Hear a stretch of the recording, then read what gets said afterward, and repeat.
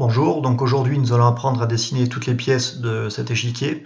Donc on va d'abord commencer par les pièces et on finira par l'échiquier lui-même. Ce tuto va être assez long, donc je vais diviser en plusieurs vidéos différentes. Donc la première, ça va être de dessiner toutes les pièces par rapport à une image, à une photographie de chaque pièce. On fera ainsi donc les révolutions. Dans une deuxième vidéo, on va finir de dessiner les pièces qui ont des formes particulières, comme ici le haut de la tour, la tête là, du cheval. Ici donc le fou avec sa fente ici, la tête du roi, la tête de la reine. Ensuite on fera une vidéo sur pourquoi je fais des composants plutôt que des groupes, ainsi que les textures qui sont liées donc aux composants. On verra les ombres, comme c'est le cas ici, donc on peut le voir, suivant comment on tourne la scène. Il y a les ombres sur le sol, projetées sur les jetons ici directement. Donc comment paramétrer ça. Et ensuite, comment créer une texture, comment l'importer nous-mêmes pour pouvoir mettre donc une texture sur les jetons, pas les jetons, pardon, sur les pièces de notre échiquier. Donc c'est parti, alors je vais commencer par supprimer l'ensemble de mon dessin. Je vais afficher donc les axes, voilà. Donc première chose à faire, c'est donc d'insérer l'image. Alors je fais fichier importer, donc ça c'est l'image que j'ai cherchée sur internet, et je la pose ici comme ça. Alors la première erreur, c'est qu'on a tendance à redimensionner l'image aux bonnes dimensions. Et on va voir que ça c'est une erreur qu'il faut éviter. Donc déjà je vais la tourner. Donc je la laisse sélectionner, je prends l'outil ici, pivoter. Je mets dans le coin, je fais donc flèche droite du clavier pour orienter mon rapporteur comme il faut, pour pouvoir redresser donc mon image. Donc le problème c'est qu'on ne sait pas combien ça mesure. Donc ce que je souhaite moi c'est que la base ici de mes pièces, du moins du roi en tout cas, parce que les autres sont plus petites, ça soit 32 mm. Donc on a tendance à vouloir redimensionner de suite et on va voir donc les erreurs. Donc pour redimensionner, je prends l'outil mètre, alors on voit il y a un plus à côté du dessin du mètre, j'appuie sur CTRL, et là je suis en mode mesure, donc je zoome bien dessus. Je vais tracer un trait donc de là à l'autre extrémité, alors sur l'axe rouge pour être bien droit. Et là donc ça mesure 253 mm, donc je clique pour valider, on voit bien qu'il y a écrit 253 en bas, et là je tape 32 et je valide. Il demande si je veux redimensionner mon modèle, je dis oui. Donc faire attention quand on fait ça, qu'on redimensionne, on redimensionne exactement tout le dessin complet. Donc si vous avez d'autres pièces à côté, elles vont aussi être réduites. Alors cela dépendra s'il y a des composants, des groupes, des pièces qui ont été importées, d'autres. Donc ça, j'ai fait une vidéo que vous pouvez regarder donc sur ma chaîne YouTube qui parle uniquement des redimensionnements, si vous voulez avoir plus de détails là-dessus. Donc j'ai dit que c'était une erreur de redimensionner de suite parce que le problème c'est que les pièces vont être petites. Et quand je vais faire ma révolution, il y a des détails qui sont assez fins ici, ben ça va faire des trous. Et quand on va faire une intersection des faces avec d'autres formes, ça va créer des erreurs, ça va faire des trous un petit peu de partout. Donc la priorité c'est d'agrandir l'image, au contraire la faire la plus grande possible, bon pas trop grand non plus, mais à environ 10 fois la taille à peu près, de dessiner aux bonnes dimensions, et quand on a tout dessiné, on va réduire l'ensemble du dessin. Donc là je vais faire l'inverse, donc j'appuie sur CTRL pour enlever le plus à côté du mètre.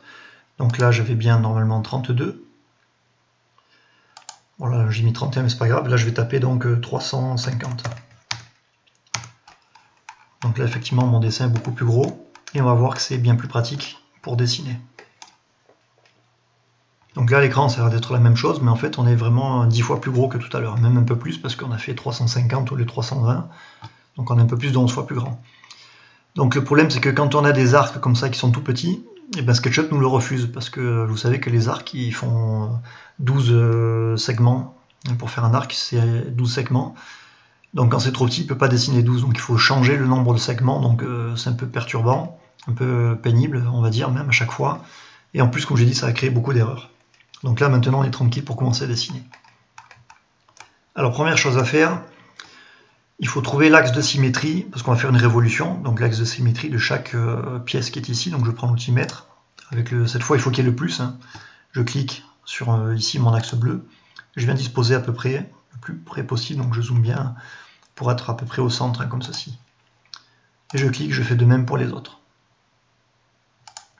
Donc là je coupe la vidéo, je reprends après. Voilà, j'ai terminé donc de positionner mes lignes guides, maintenant je vais créer mes cercles avec la touche C du clavier directement sur une guide, donc un petit peu plus bas que ma forme. Alors peu importe la dimension, par contre il faut bien rester sur trait rouge, hein, comme ça, ou le trait vert, hein, mais surtout pas entre les deux. Hein. Je vous l'ai déjà expliqué dans différentes vidéos pour quelles raisons. Donc il vaut mieux toujours être comme ça. Donc je vais en mettre 2 partout pour chaque forme. Bon, si c'est pas aligné aux autres, peu importe. Hein. Voilà, donc c'est ce qui va me servir donc pour faire mes révolutions pour chaque pièce. Alors on va se mettre ici sur le roi, on va essayer de se mettre à peu près droit, voilà, comme ça. Alors je vais me commencer ici. Il faut bien zoomer au moins tranquille pour travailler. Donc là je prends l'outil ligne, la touche L du clavier. Alors je pars d'ici et je reste horizontal. Je ne fais pas un arc, hein, parce que ça c'est l'effet de perspective. On verra que nous après la révolution, ça va tourner tout seul. Donc de là à là, je fais un trait, je prends l'outil arc avec la touche A du clavier. Là je zoome bien. Alors si possible, restez comme ça en bleu turquoise. C'est-à-dire qu'on est tangent, donc ça c'est pas mal. Ici on va arriver par là. Voilà, là je prends outil ligne ici. Voilà, encore un arc.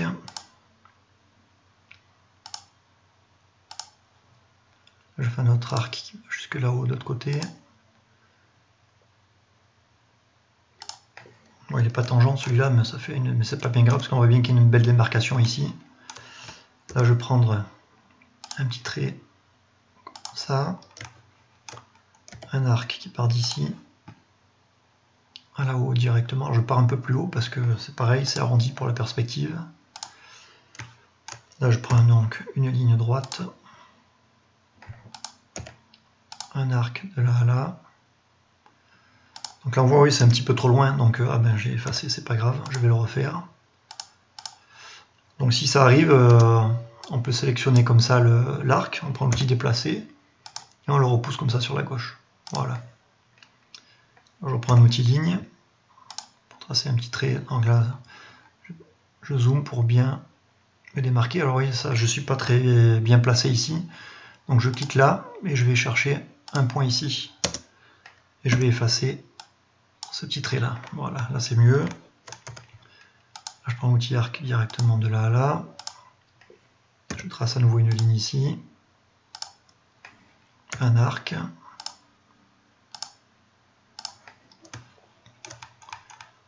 Donc là, ça on dirait pas, mais c'est quand même un arc de là à là.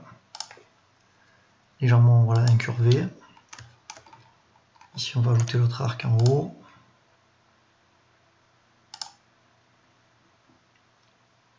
Voilà, on est pas mal. Encore un arc. Là,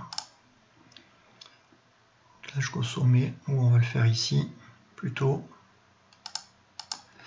Et là, je vais tracer une ligne droite. Non, je reviens en arrière, pardon. Je vais tracer un arc de là à là. Là, j'ai pris l'outil ligne, donc j'annule, CTRL Z. Alors, mon arc. Comme ça, là, il y a une ligne droite. Comme ça, on va faire ça comme ça.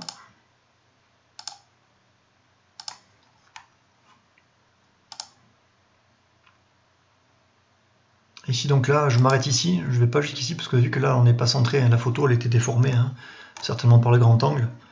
Donc là je prends un arc. Si je me mets ici, ben, je ne vais pas avoir une boule. Ici ça va me faire un creux, et nous il n'y a pas de creux, donc là il faut tricher un petit peu. Je vais tracer l'arc comme ça. Et là si on regarde bien, mon dernier segment il n'est pas horizontal. Donc là je prends l'outil ligne, et je vais rajouter. Il ne faut pas que je sois dans la lignée quand il est rose, c'est que je suis dans l'alignement de ce segment-là, donc je me mets un petit peu plus bas. Et là je fais de même, je zoome bien, ici pour faire un sommet. Voilà. Et maintenant je viens fermer donc mon contour avec ici. Donc si ça ne se ferme pas comme ça, c'est que vous avez certainement un arc qui est, si on vous tournez votre dessin, qui est sorti de la photo, qui n'est pas à plat en fait. Donc vous l'effacez, vous le redessinez, c'est pas un souci.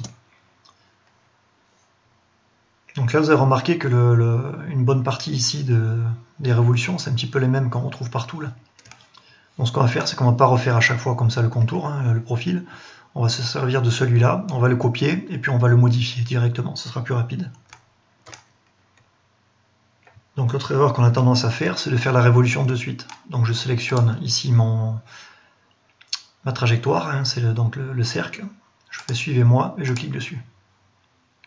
Donc là j'ai obtenu ma forme, et le problème c'est que maintenant j'ai plus mon profil pour le récupérer ici. Donc si c'est le cas, on annule, si on peut encore le faire. Donc si on a fait beaucoup d'opérations entre temps, ben, la seule solution c'est soit de refaire à la main tous les profils, ou alors on va tracer un rectangle sur la photo. On va faire une intersection du rectangle et de ma forme, et il faut supprimer tous les traits et garder plus que le contour. Donc là je ne vous montre pas de suite comment on fait, mais c'est un peu cette méthode qu'on va utiliser pour dessiner ces formes là bien particulières, ici et la forme du cheval. Donc là j'annule, hein, CTRL Z au clavier. Donc barre d'espace, je sélectionne mon profil. L'outil déplacer, c'est la touche M. J'appuie sur une CTRL pour faire une copie, donc il y a le plus qui apparaît. Et je vais copier ça le long de l'axe rouge. Tac, sur ma ligne guide de tout à l'heure. Je sélectionne la face et je la supprime. Et je garde que le contour, parce que sinon je ne vois pas trop où je suis. Donc la partie haute, on la voit, celle-ci on peut la supprimer. Parce qu'elle ne correspond pas à notre forme. Par contre le reste c'est assez ressemblant. Donc au lieu de m'embêter à tout redessiner, je vais donc sélectionner cette forme-là, que je vais redéplacer, comme ceci. Donc celle-là elle est bonne. Celle-là, on pourrait la redéplacer, mais j'ai peur que ici ça déforme trop mon profil. On va voir. Alors je zoome davantage. Bon, après on n'est pas au millimètre près non plus. Hein. Voilà, on peut laisser ça comme ça, c'est pas trop mal. Hein. Et là pour le haut, donc je vais tout descendre. Parce qu'on est un petit peu trop haut. Alors on zoome. Voilà, comme ça. Peut-être un peu trop descendu. Voilà, là on est mieux. Je prends lui. Je déplace sur la gauche. Comme ça. On va faire pareil avec lui.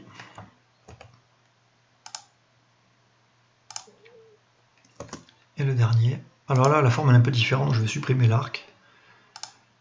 Je vais supprimer celui-là aussi. Et je vais faire donc une ligne de là à là. Là, je fais un arc directement. Voilà, comme ça. Là, donc, c'est encore un arc. Donc là, vous avez vu, là je suis sur l'axe vert. Donc, on a l'impression que, voilà, quand c'est comme ça, donc si je tourne, vous voyez ce que ça donne, c'est ce que je disais tout à l'heure. Ça peut arriver souvent.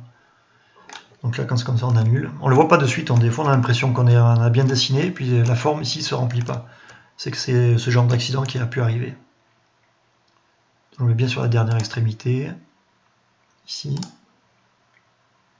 Voilà. Voilà, j'ai un arc un peu bizarre, donc je vais me mettre un peu plus loin, parce qu'il n'est pas vraiment arrondi. Voilà. Et là, c'est creux. Donc ce que je vais faire, c'est que je vais d'abord tracer. Alors je pars de là, parce que vous voyez ici, c'est plus grand que de ce côté, donc je pars pas d'ici, je pars de plus loin. Alors que là, je vais descendre ici, parce que ça, c'est le fond du trou. Voilà mon arc, et là, je vais tracer donc l'arc ici, qui manque. Voilà, donc là, j'essaie de le faire à peu près avec le même rayon, hein. En gros, hein, c'est pas grave. Hein. Et là, comme tout à l'heure, donc je termine comme ça. Je ne fais pas non plus le demi-cercle complet, vous avez compris l'erreur. Hein. Comme ça. Donc là, et je rajoute comme j'ai fait tout à l'heure. Je zoome davantage, voilà un petit trait ici. Et le dernier, comme ça pour fermer là. Voilà, le contour c'est fermé, donc c'est parfait. Donc vous avez compris le principe, hein. Je vais couper la vidéo, je vais finir donc tous mes contours. Et je reviendrai après une fois que j'aurai fini ce travail. Alors ce qui peut arriver parfois, là je suis en train de finir le profil donc, de la tour, c'est qu'on doit déplacer un seul point. Donc le souci c'est que quand je prends le point, ça peut arriver que ce soit l'image qui bouge et pas le point. Donc si c'est le cas, donc je vais faire volontairement exprès. Hein. Vous voyez là c'est l'image qui bouge comme ça. Alors regardez bien, c'est qu'en fait, elle est sélectionnée ici l'image. Donc du coup c'est l'image qui va se déplacer et pas mon extrémité. Même si je suis sur extrémité, c'est mon image qui bouge. Donc ici c'est le cas, on appuie sur barre d'espace, je reste appuyé sur majuscule, où il y a plus et moins à côté de la souris, je désélectionne mon image. Je relâche majuscule, je reprends l'outil déplacer, Et là, vous avez vu, l'image s'est remise toute seule automatiquement là. Mais dès que je sors, elle n'est pas sélectionnée. Donc je me mets d'abord sur l'arc. SketchUp a reconnu que je travaillais donc à partir de l'arc ou de ce trait là, peu importe. Et cette fois, je me déplace sur l'extrémité. Et là, je peux déplacer mon extrémité, mon image ne bouge plus. Donc ça va être le même cas ici pour cette partie-là. Donc ça, j'en ai pas besoin, je la supprime. Je peux anti-déplacer. Donc je me mets sur l'arc. Et là, j'ai plus qu'à déplacer mon arc directement ici sur mon contour. Donc là, cette fois, je vais terminer et je reviens après. Alors, autre erreur, attention, si on veut avoir des traits plus précis, des fois, faites attention de bien vous mettre sur les extrémités. Donc là, on voit qu'il y a un petit trait parasite qui va me gêner encore. Il faut penser à les supprimer, ça peut être important. Surtout si vous faites de l'impression 3D après. Voilà, donc là, c'est une forme en zoomant, ça se voit beaucoup, mais voilà ce que ça peut donner, quoi. Il vaut mieux les éliminer. Ça évitera beaucoup d'erreurs, on ne comprendra pas pourquoi, parce qu'on ne les voit pas, ces petits traits. Voilà, donc j'ai terminé tous mes profils qui ont une serveur de révolution. Donc là, bien sûr, je n'ai pas fait le cheval, parce que forcément, c'est pas une révolution. Et là, j'ai fait cette forme-là pour que ça soit creux à l'intérieur. Donc là, je sélectionne maintenant ma trajectoire. Et je fais ça donc pour chaque forme. Alors là, il y a un petit souci. Bon, c'était juste un petit bug d'affichage, donc c'est pas bien grave. Donc, barre d'espace, on sélectionne.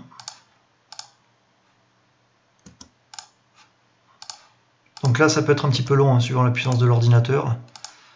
Et la taille du dessin, ça peut prendre du temps parfois. Donc ne vous étonnez pas si ça prend du temps pour les calculs.